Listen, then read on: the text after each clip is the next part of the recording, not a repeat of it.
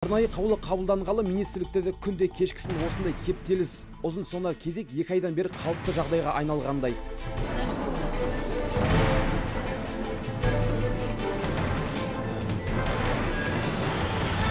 Елбасы тапсырмасына сәйкес мемлекеттік қызмет істері және сыбайлас жемқорлыққа қарсы күрес агенттігі тексерісті күшейтті. Әр жорыққа жіті дайындалады. Заң талаптарын бұзғандарды таспаға түсіріп, шен-шекпеніне қарамай жариялауда. Мемлекеттік қызметкерлер жұмыс орнында артығымен отырмау үшін кей ведомстволарда компьютерлер межелі уақытта өшіріледі.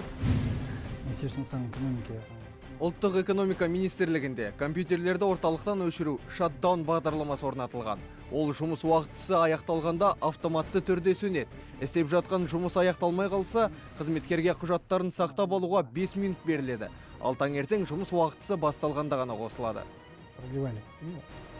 Агенттік қызметкерлері жүргізген мониторинг нәтижесінде 5000 сағатқа дейін артық жұмыс істеу фактілері тіркелген. Және үстеме жұмыс үшін ешбір мекемеде өтемақы төленбепті. 3-4 рет барып шықты. Әрбіріміздер. Басында енді шын айту керек, артық жұмыстың фактілері болды. Және де тиісті бұйрығынсыз жасалған фактілер болды. Бірақ қазір соңғы екі қайталаптағы жүргізген рейдтің қорытындысını біз өзіңізбен қазір бүгін жүргізіліп жатыр, көріп отырмыз. Артық жұмыс жасау фактілері жоқ. Яғни бұл дегеніміз мемлекеттік қызметкерлер 8 сағатты тиімді пайдалануға болатынын көз жетіп отыр. Сонымен қатар әкімшілік құқық бұзушылық туралы кодексін сақтамаған кейбір саладағы сорақылықтар да қағазға түскен. Шара қабылдау үшін тиісті мекемелерге жөнелтіліпті.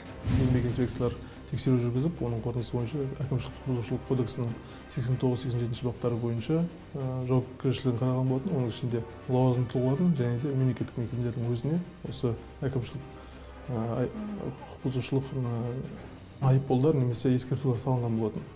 Оның ішінде бүгінгі күнде министрліктерін алатын болсақ, сыртқы істер министрлігінде, мәдениет және спорт министрлігінде, білім және ғылым министрліктерінде, тағы да басқа министрліктерде осы жауапкершілікке министрліктер тартылған болатын.